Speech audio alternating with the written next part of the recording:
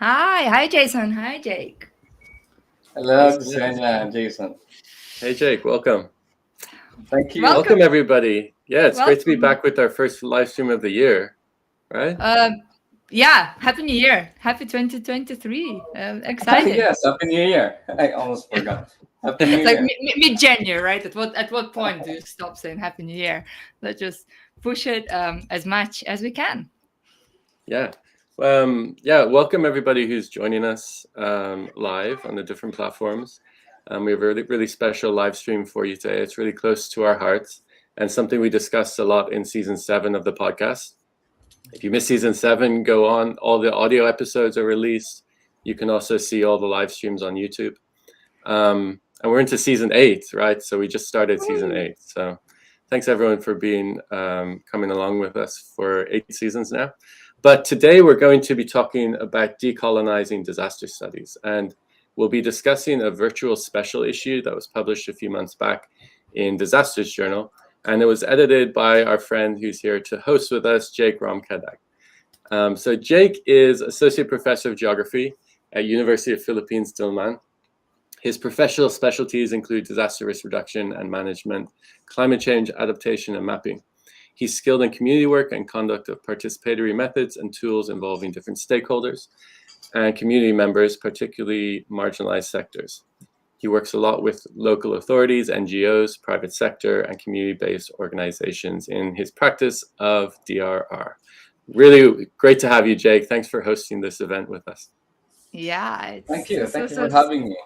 so nice to have you. We've had you on the podcast as well a couple of seasons back, right? But this is your first live stream, so very exciting. Yes. Um, and so joining Jake today are different authors whose pieces, have been featuring in this virtual special issue that Jake guest edited. And I'm pretty sure probably all of these people. So we're really excited about the panel today. So today we are going to hear from Kara Zoe Kanyete, Greg Bankoff, Dewald van Niekerk, and hopefully Ayesha Siddiqui, if she manages to join us. We had a few technical glitches. And as always, if you have any questions for our guests, please post them through whatever stream you're watching this on, and Jason and I will be monitoring the social media as well, and surely we will have time to answer some of these questions in the end of the discussion. But before we go to our panelists, let's start with you, Jake. So we want to ask you, why did you decide to do this special issue on decolonizing disaster studies? Okay, so hello, but anyway, hello again, Ksenia and Jason, and hello everyone. And it's really nice to be back and join you here.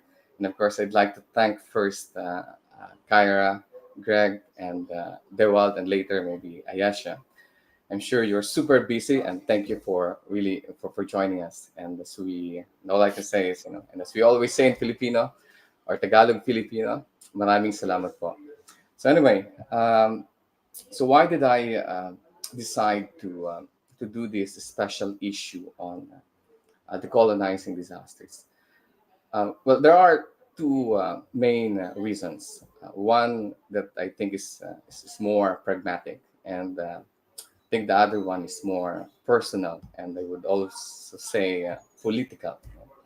On the first one, I believe that this topic, the colonization disaster, or disasters, or knowledge in general, would open more opportunities for knowledge production that is not confined within the frame of Western knowledge, which many scholars, including us here, consider as hegemonic.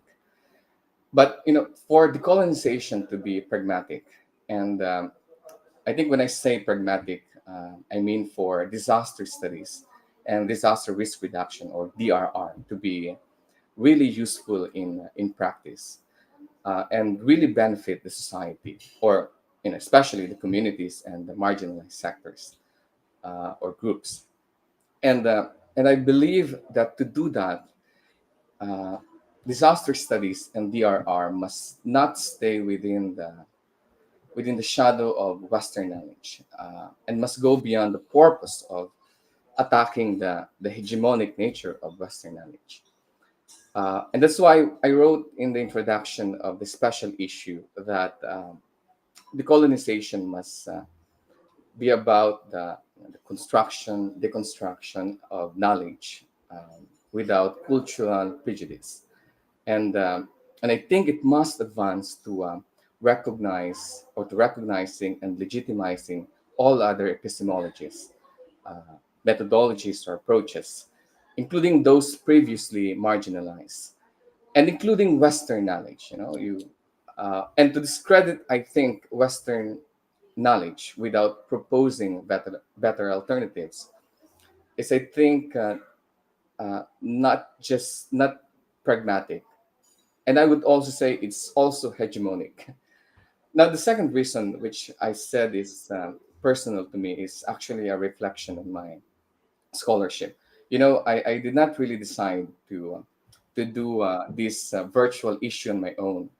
JC Gayal, my advisor, and I'm sure you all know him, asked me to do it, and I said yes. And I remember it should have been with an Indonesian colleague who's supposed to be my co-virtual editor.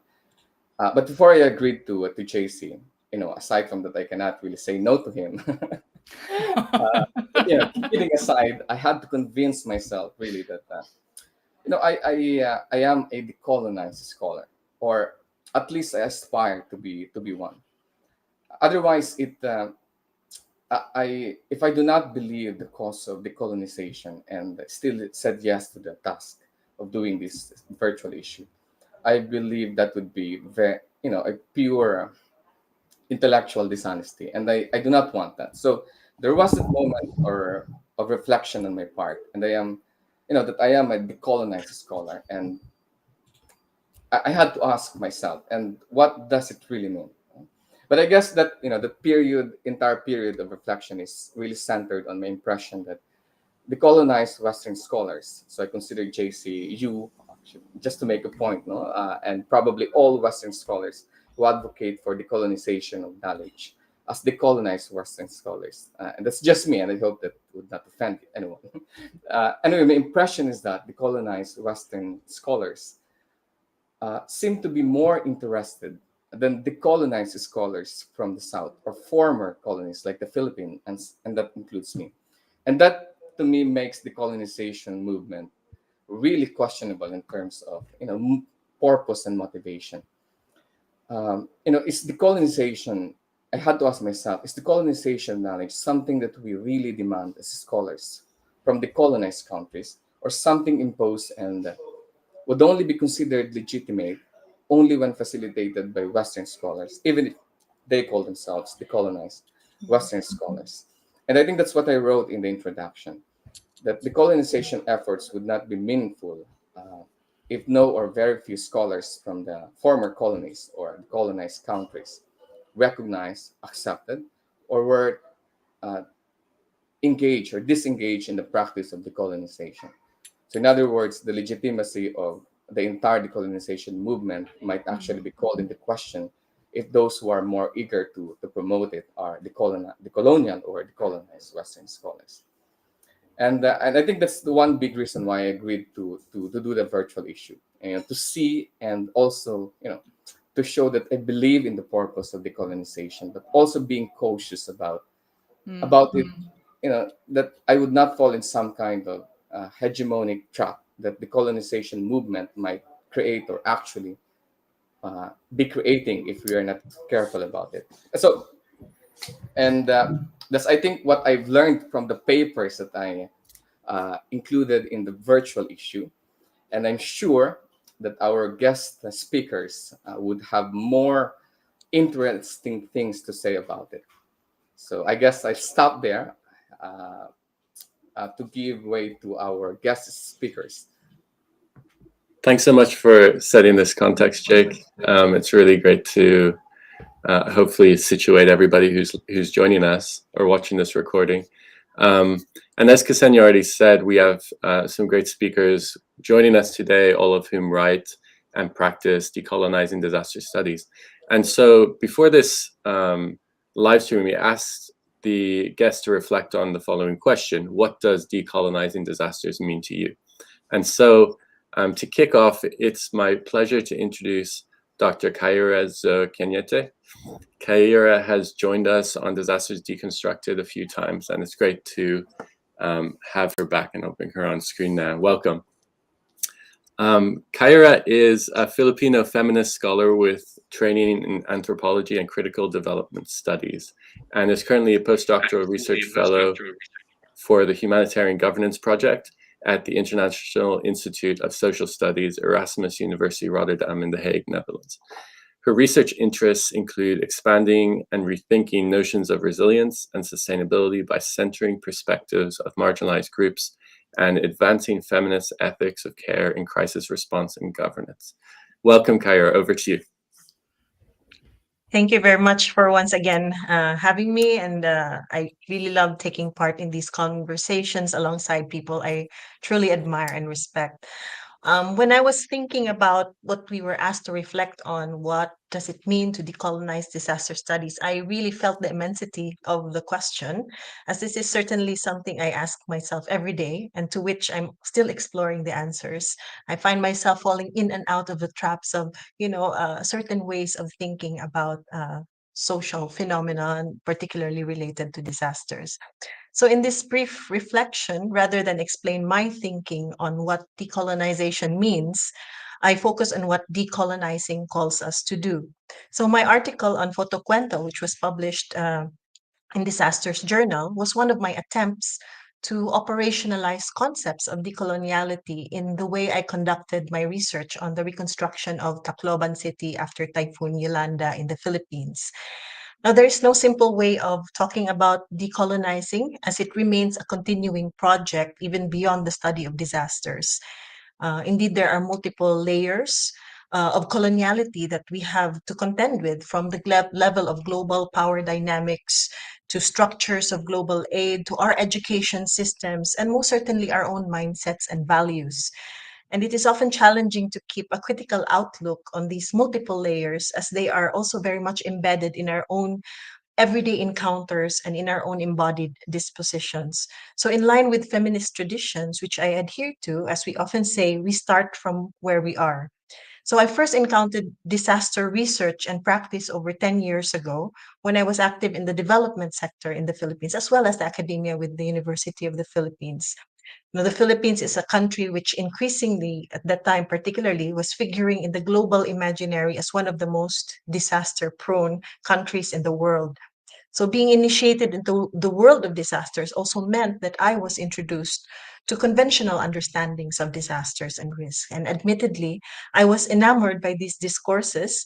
And I was really quick to flaunt my so-called newfound knowledge and adopted terminologies and ways of thinking and seeing, which I learned from the workshops and trainings that I also attended. Not that they weren't valuable. They were valuable in a sense that they provided me with a starting point to understand and critically engage with this field. Now, what sparked my critical reflections was when I was asked to help document and quote unquote assist a community based DRR initiative in one of the towns in my home province of Cebu. True enough, what people were doing in their communities and their level of participation was very inspiring. However, when I was talking informally with community members in the locality, I was struck by what one person said and said, "What are we doing now again? Is it the Yogo framework? Is it the 10 essentials? Wasn't the Sendai framework at this point yet?"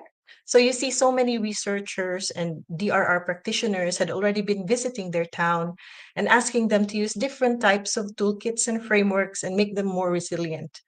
But they told me that they were just doing things based on how they knew their and related with their surroundings, the people, the weather. Their motivation for being a DRR good practice, accordingly, was not to tick the boxes in a long list of indicators to show to the world how prepared and resilient they were, or to conquer the forces of nature, but really to uplift their lives and ensure their livelihoods by strengthening solidarities and care relations that help them navigate an uncertain world. So this encounter made me take a step back and see disaster as a discourse in a new light.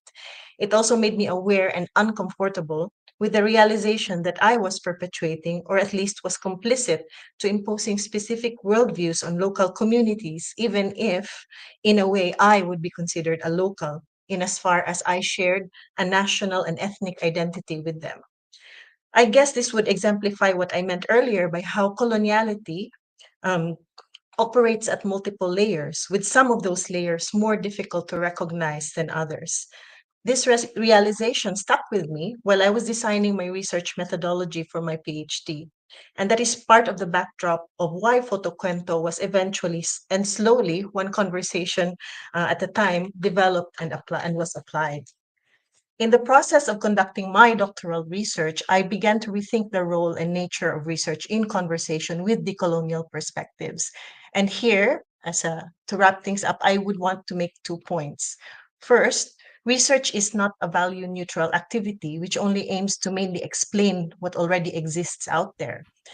While it may indeed seek to describe or interpret the world, but truly, research also helps shape and enact worlds. The ways in which we use theoretical frameworks, construct and interpret data, and present our findings all contribute to making some aspects of the world more real than others. Hence, for example, producing knowledge about disasters as natural or exceptional events paints a picture of disasters as detached from the social and therefore is apolitical and ahistorical. These then tend to privilege specific ways of knowing the nature of the world, naming what the problem is and what their solutions are. Conventional and modernist views of disasters, for instance, value notions of cost effectiveness, technocentrism, rationality, and other universalized norms of responding to disasters, which have erased perspectives and sensibilities of groups whose vulnerabilities such interventions intend to fix. So, in this sense, research for me is very much a political, generative, and performative practice, and therefore plays a role in remaking our world according to the ethical and political commitments that researchers align with. So, a question I always ask is what kind of world do we want to help bring into being? Whose views inform these aspirations for world making?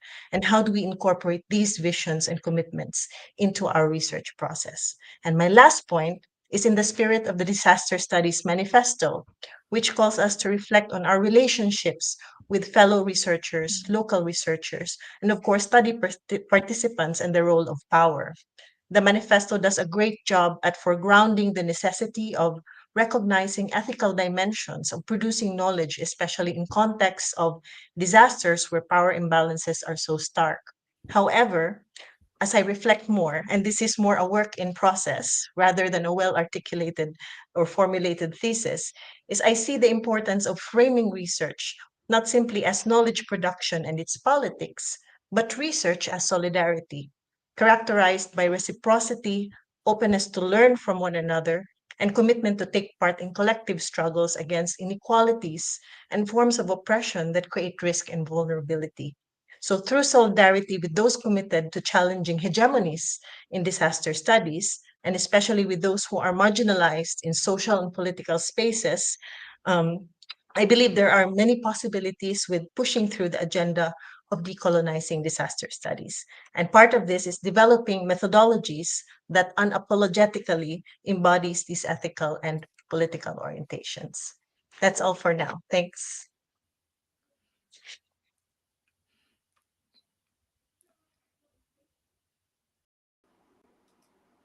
Thank you, Kyra. That's really very insightful. Uh, Now, I guess we have to move on to the next speaker. Let me introduce to all of you, Professor Greg Bankoff. Um, he's a historical geographer who focuses on the way societies interrelate with their environments over time, especially the way people adapt to frequent hazards. And for the last 30 years, he has focused his research primarily on Southeast Asia, Central Asia, the Pacific, and the North Sea, seeking to understand how societies, both past and present, have learned to normalize risk and the way in which communities deal with crisis.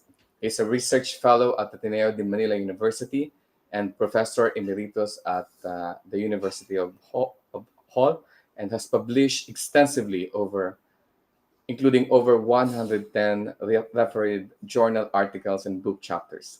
Among his recent publications is a co-edited volume, Why Vulnerability Still Matters: The Politics of Disaster Risk Creation, last year or in 2022. And with all that, Professor Greg, I'm sure 6 or 7 minutes is not enough, but please tell us what you think about decolonization and disasters. Over to you, Prof. Thanks very much, Jake. And yeah, of course, 6 or 7 minutes is kind of short. Hello, everybody. In my brief 6 minutes, I want to talk about how disaster studies have been colonized, the challenges to that colonization, and then say a few words perhaps about future implications. Emphasizing perhaps not so much decolonization as actually recolonization, which I think is an interesting way of thinking about it. Well, three concepts have dominated post-World War II disaster studies, each with its own historical context. There's vulnerability, that offered a critique of Western developmental models and investment policies during the Cold War, with its shift away from a more agent-specific focus on extreme events to what rendered communities and people unsafe. Secondly, there's resilience, as it became politically perhaps more expedient post-1991 with the collapse of the Soviet Union to stress how communities resist, accommodate, adapt to, and recover from hazards through advocacy of active and responsible citizenship and decentralized responsibilities, but perhaps inadvertently promoting more neoliberal and market-based views at the same time. And thirdly, there's adaptation, which emerged in the 21st century as climate change became a pressing political as well as an environmental issue, advocating adjustments in natural and human systems to moderate harm or exploit opportunities of climatic change or its effects. Now, all these concepts can advocate more radical alternatives, but I would argue that they've all been largely suborned. Vulnerability is about unequal power relations and how that puts some people more at risk than others. But there's been really a shift in recent years to applying the term more from people to infrastructure. Resilience is about empowerment and questions of entitlement, but there have been attempts again more recently to cast social responsibility as more of an optional matter. Adaptation can be about societal transformation, but it's usually applied in a top-down manner that ends up supporting the status quo. So what I'm arguing is that since World War II, what we understand and implement in disaster studies have been largely conceptualized according to Western epistemology, formulated and operationalized by largely Western-inspired institutions and agencies, and reflect largely a Western world order and Western interests. Now, this domination has not gone unchallenged, and there have been alternatives. There's always an indigenous challenge at the grassroots level based on local knowledge and customs. It's found expression to a certain extent in community-based disaster risk reduction approaches, advocating improving people's lives by developing livelihoods and increasing social mobilization. And it's even found a voice in the Hyogo Framework for Action 2005 and the Sendai Framework for Disaster Risk Reduction in 2015. There's also, and I think this is the one that really gets forgotten, there's also been a more systemic or system challenge at the international level through what can be termed as a civil defense disaster model, as espoused in the former Second World and still current in the states of the former Soviet Union and its allies. Now, this conceptualized disaster management as basically an offshoot of civil defense. It was organized and implemented along entirely military lines, with the armed forces, largely the army, playing the central role.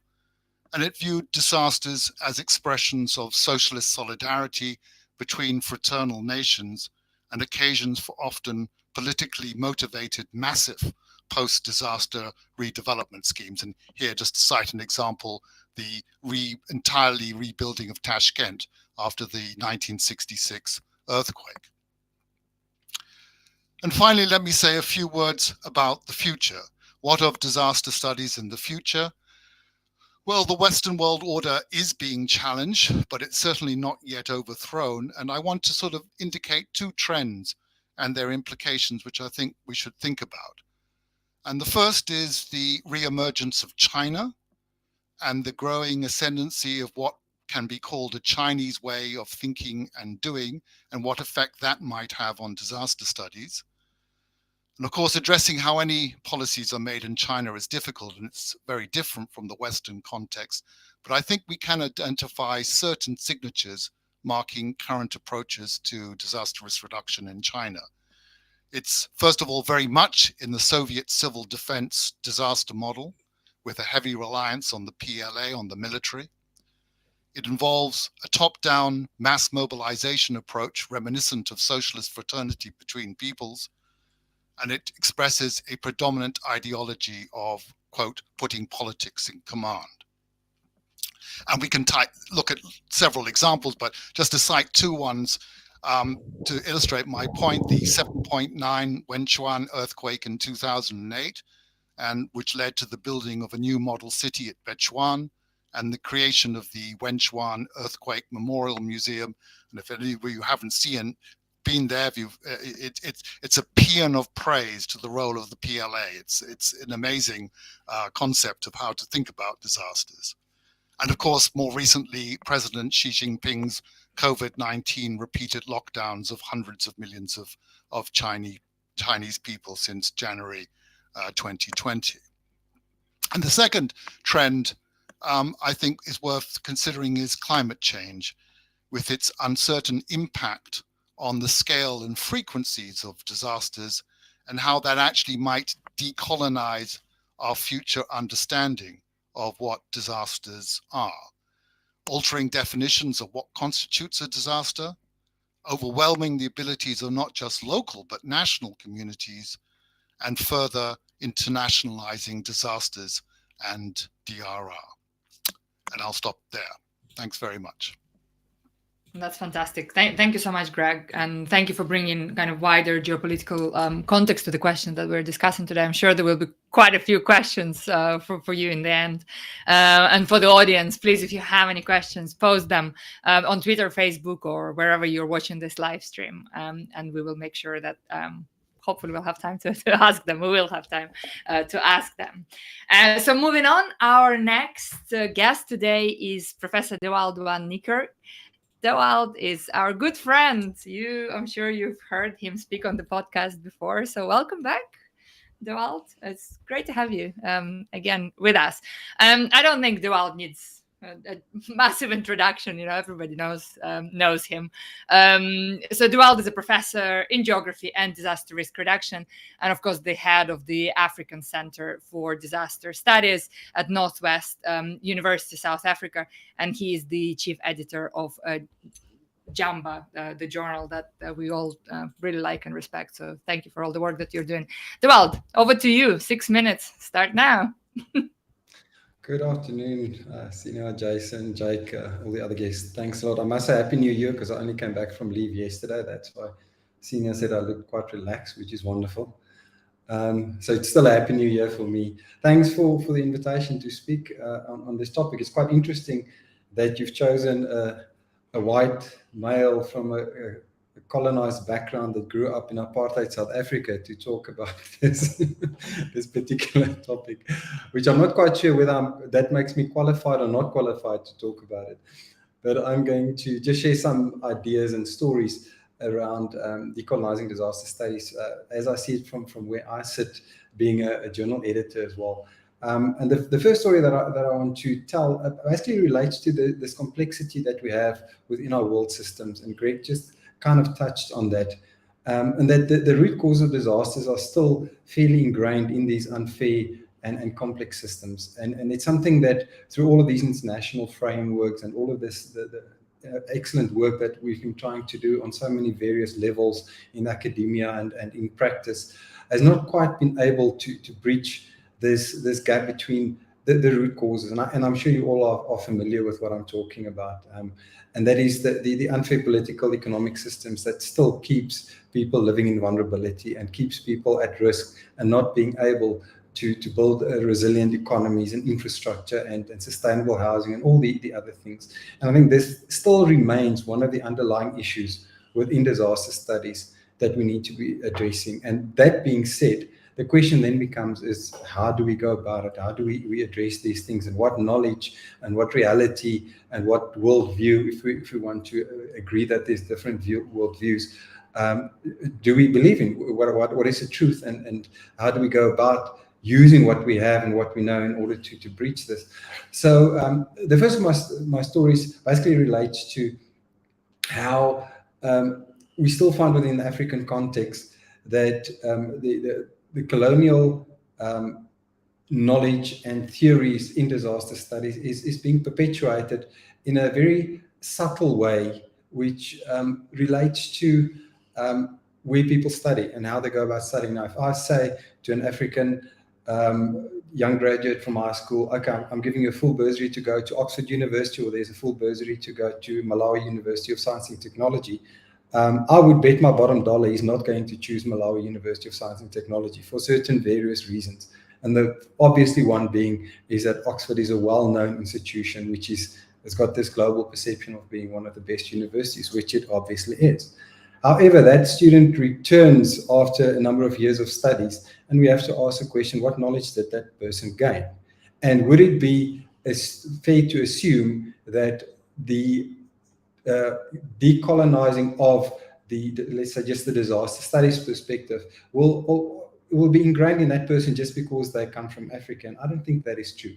So there's this kind of underlying thing that I want to address between where do we gain our knowledge? Where do we study? What is our voice, which we sit with at the end of the day?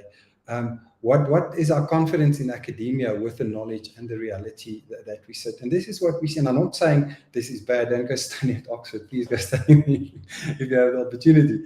But there's just one of the questions. There's a perception within the African context that you would always get a better education when you go overseas, which I don't think is 100% correct. But if that happens, there's a question to be asked about what's the knowledge? How does this shape your voice?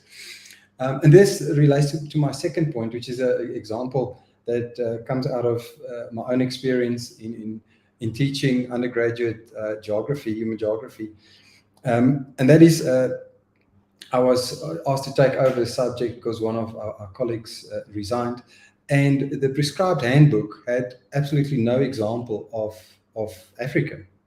And the questions being asked of the students related to something like sustainable agriculture in Sri Lanka.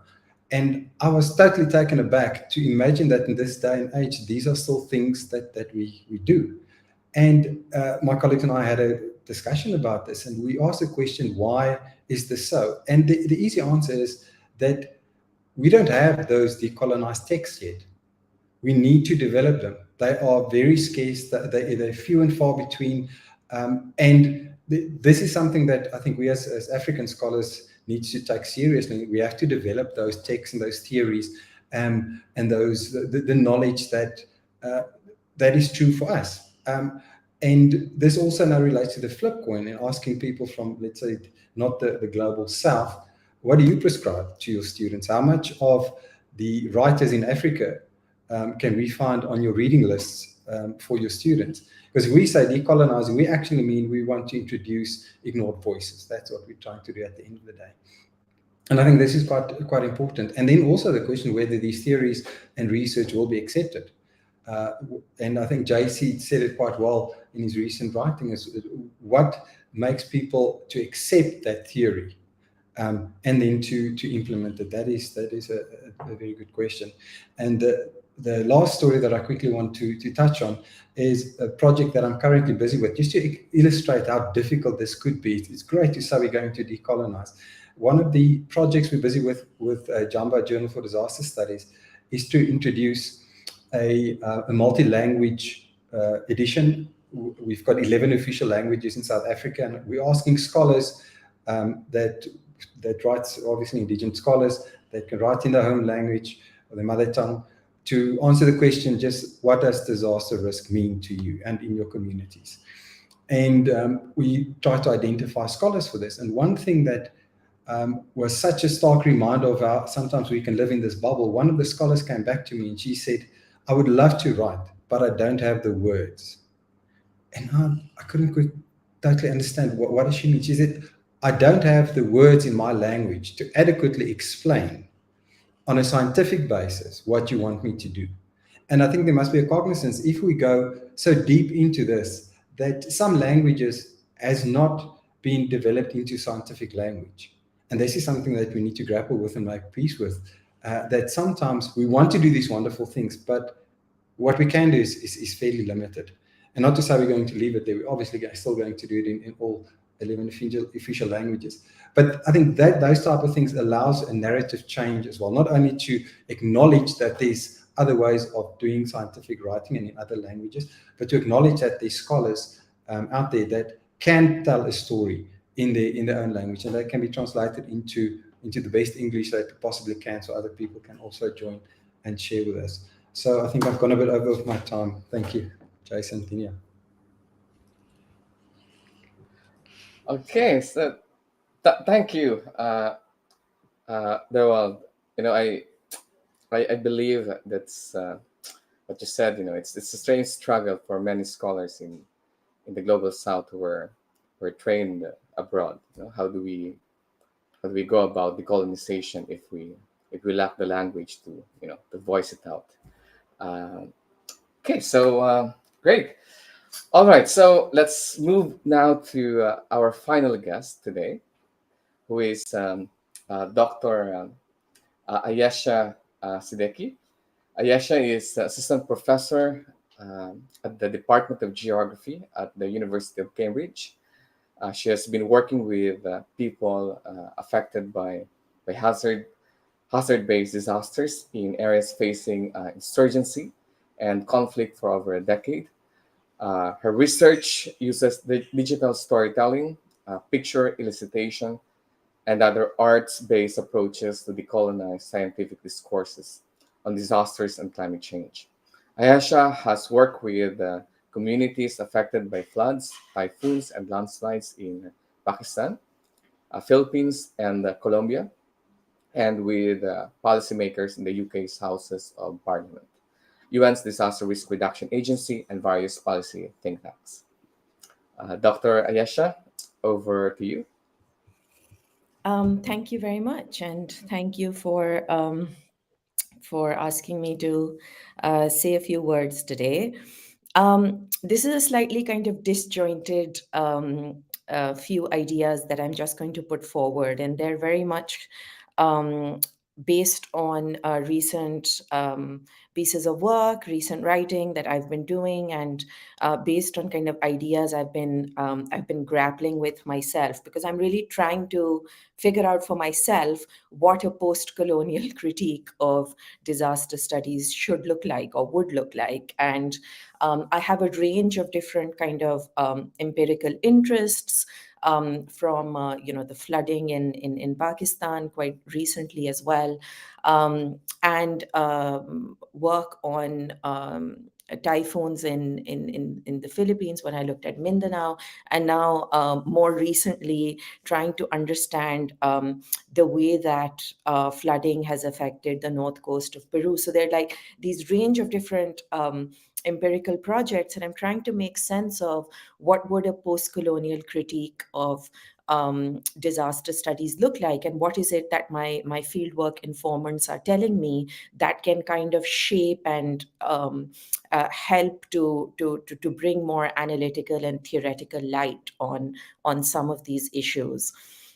And so a few kind of recent ideas that I've been grappling with is, and one of those I started to really develop when I was doing the chapter for Greg and Dorothea Hillhurst's book on rethinking hazards and vulnerability, is that a post-colonial critique of disaster studies would really need to look much more carefully at the role of kind of the hegemonic dominant forces that control how disasters are produced, how they are responded to, what happens to them, or even what the disaster is. And there is really something to be said about the state, and the state not just in producing vulnerability and reproducing it, but also as increasingly a lot of my informants are telling me, but also really understanding which state and what kind of state is responsible for producing the hazard itself. And I think there we are a little bit more shy, as our whole history with the study of vulnerability, etc., to really be much more critical of the hazard production itself.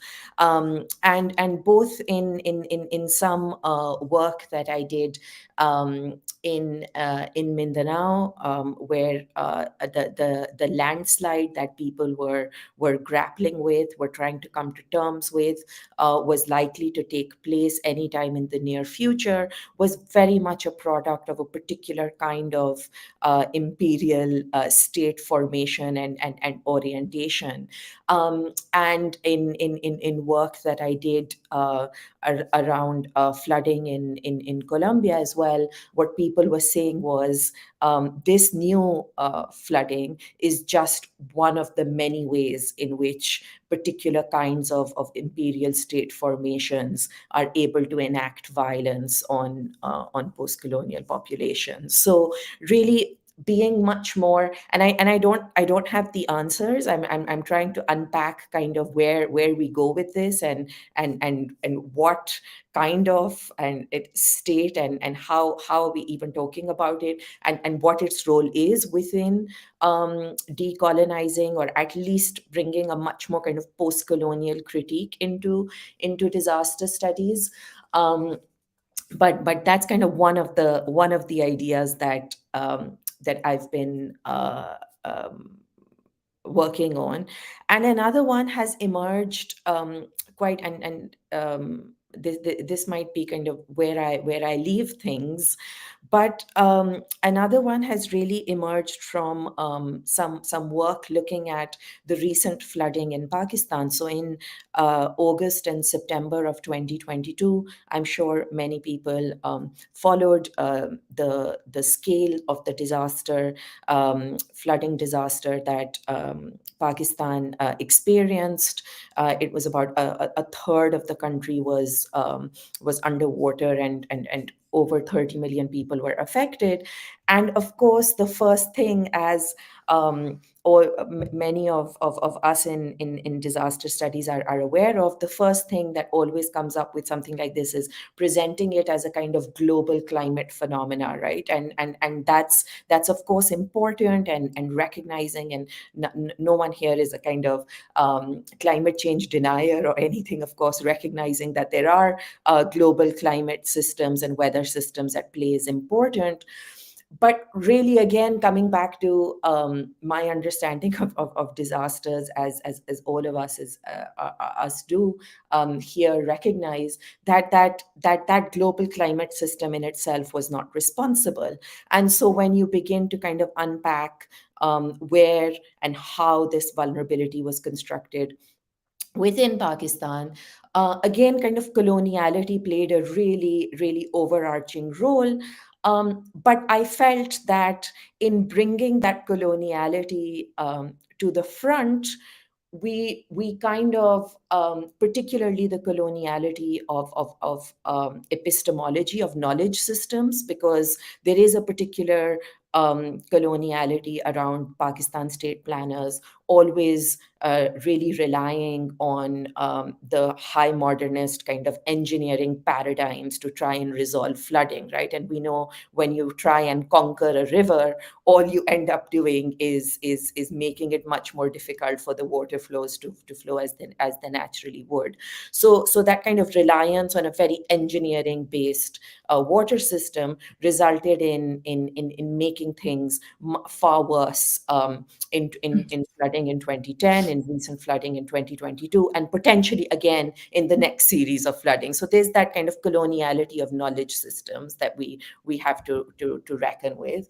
And then there's an infrastructural kind of the remnants of the way that the irrigation and the canal systems were managed during the British Raj, during imperial rule, to ensure that the British were producing a whole class of kind of socially engineering a class of people who had real kind of loyalties to empire. So both the kind of social engineering and the river engineering is both kind of linked very directly to coloniality and to these colonial structures that have only continued and been perpetuated again by a particular kind of state in post-colonial Pakistan.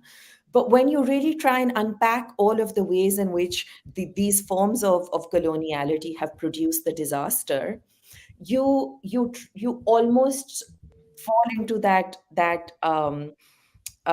difficulty of, well, if we are really focusing now on what's produced social vulnerability, then we're almost in some ways ignoring the larger forms of coloniality that have produced a particular kind of climate crisis. And I really felt like when talking to press, to media, to various people, I had to pick a side. I either had to be on the side of state planners in Pakistan have perpetuated this, and it's all kind of vulnerability based, or I had to pick the side of, well, the global north is really responsible for emissions and for all of this, and there wasn't an easy way of kind of connecting the two. So that's the kind of other idea I want to throw out there, that when we start to kind of decolonize, what are the ways in which we can make better sense of some of the ways in which these things operate. So I'm going to leave it there for now. Super. Thanks, Aisha. Yeah, unfortunately, we have to kind of wrap up, although we have a few minutes for questions. Yeah, I think we have about 10 minutes. And so just with any answers, we just ask like really quick answers so we can get through a few things that we might want to pose. If I may ask a question to Greg to start off. What came to me while you were speaking was just like, how do you think that Anglophone concepts can actually be useful and productive in decolonization, Greg?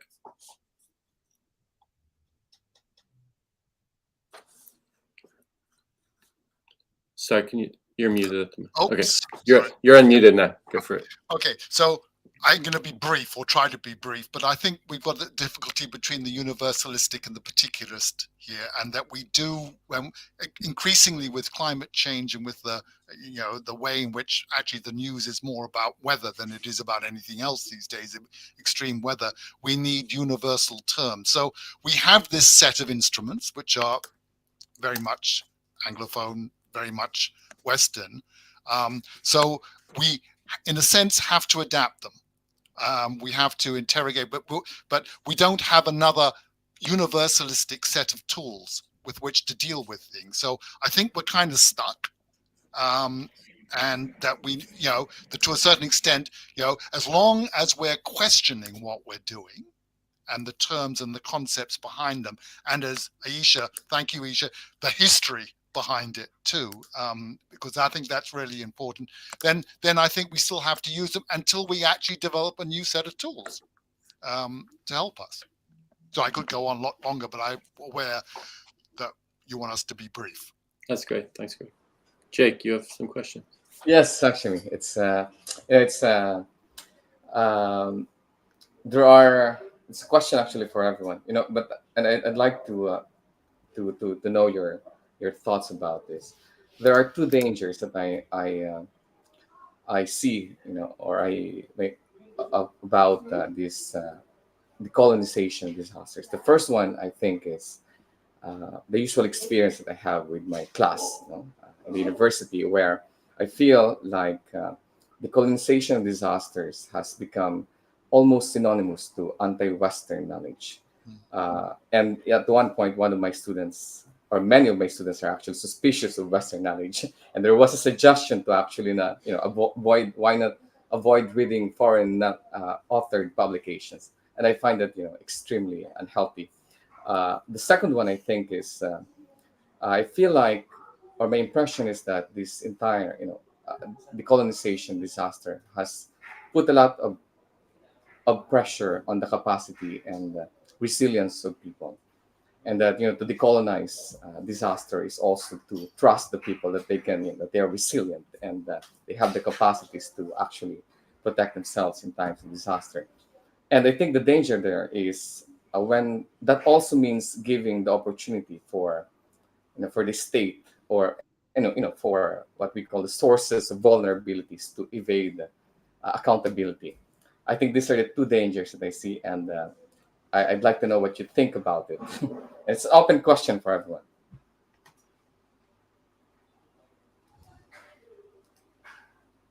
Mhm. Shall we put Anyone? Devaldo on the spot? It looks like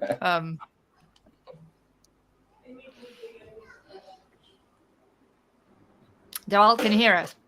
Yeah. See, I can hear you, but my screen froze, so I only heard half of Jake's question. So maybe someone else, just to save time, quickly jump in. And Jason, can you just type it for me up, please? Thanks. I'm sorry. Yesha, over to you then. Thank you.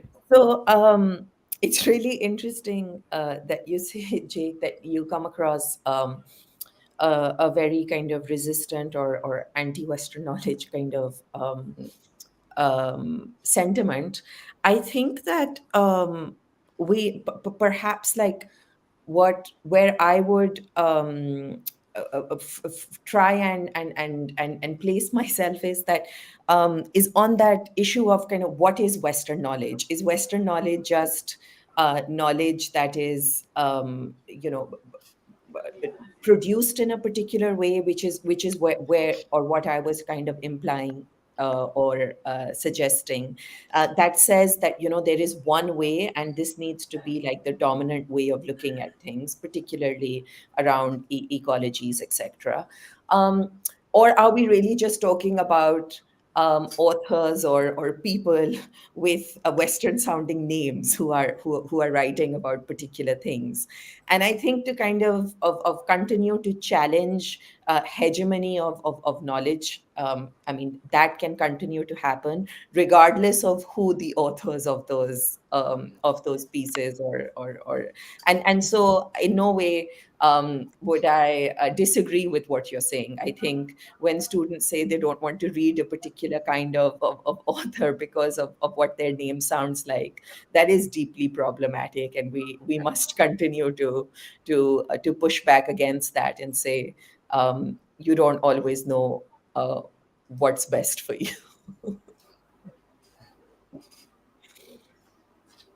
I think if I can jump in, when a few of you were talking, I was thinking about reading lists and citation politics, and I just wonder what you all felt about disaster studies generally, because we've traditionally had kind of a very white and male reading body of knowledge that is promoted and highly cited, and I just wondered practically if any of you have ways of challenging that.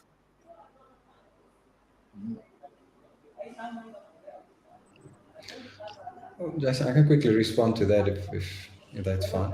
Sure. I mean, I said it many times. It's an over thing that you need to do. Every academic out there must realize that there's different voices. It's not something that's going to happen naturally. It's not something that institutions can force down on individuals. They must do this out of their own will and conviction that this is right. So in our center, it's people acknowledge that. And you do try to bring in as many of these different voices as you possibly can. Within the constraints that you sit with. If I talk about indigenous knowledge systems, that is hot potato in South Africa because our legislation requires that within the disaster risk management domain. But I had students ask me, but is there science? So you have to explain that within the context as well. But if you're not going to do it knowingly, it's not going to happen spontaneously. You have to make time to find these different voices and to put them within context for the students if you're talking about a teaching environment. Can I just say a few words here? Because I think it's interesting when we need to unpack what we mean by Western knowledge as well, because it's not simply a unified body of knowledge. And I mean, I've been doing some work, as Ksenia knows, in Central Asia with the Soviet system. And I mean, what do you call that? It's very different. Is it Western or is it not? I mean, and it's a really distinct body of knowledge. I mean, and it's still in practice and play in many parts of the world, and we just totally ignore that. But I think the point I really want to emphasize here is, of course, disaster studies as a discipline, science, whatever you like to call it, emerged in the second half of the 20th century, and that is the period when Western power was at its most dominant. So it reflects Western interests, it reflects Western terminologies, it reflects Western concepts. As we move further into the 21st century, and Western power itself becomes a historical concept, I think we will develop new trends, new ways of seeing things. Whether it will be decolonization rather than recolonization, I think is by another set of values. I think is actually the more germane question to ask in the future. Super. Yeah, absolutely. And the kind of this whole post-Soviet and Soviet influence, post-Soviet and post-Soviet space is something that I grapple with myself because I don't know, right? Even kind of a person brought up in that, we don't know. We've expected Dewald's power cut, so that's why Dewald went dark now. Thank you all so much. We've got to wrap up because we know everybody's time is so precious. But thank you, Jake, for guest editing the special issue. And if you haven't seen the special issue yet, please engage with it. We will provide the link once again. And thank you so much, Dewald, Greg, Ayesha, and Kyra, who also had to drop out, for gifting us your time today and for this amazing discussion. There are so many questions I'm sure we all want to ask, and hopefully we can continue this discussion, because decolonization has really become quite an important topic that I don't think any of us here want to be co-opted into this kind of box-ticking exercise that academic institutions tend to like. For the audience here, thank you for joining us today. As you know, season 8 has just started. So we hope you've listened to the first episode. And if you haven't, join us. The next episode is coming up next week. And follow us on Twitter or on Facebook and on any of the podcast apps where you're getting your podcasts. Thank you for joining us. And thanks, everyone. Again, see you next time. Bye. Bye, everyone. Bye-bye. Thank you, Ksenia, Jason, Prof. Greg, Dewald, Ayesha. Thank you, everyone. Bye-bye. And Kai.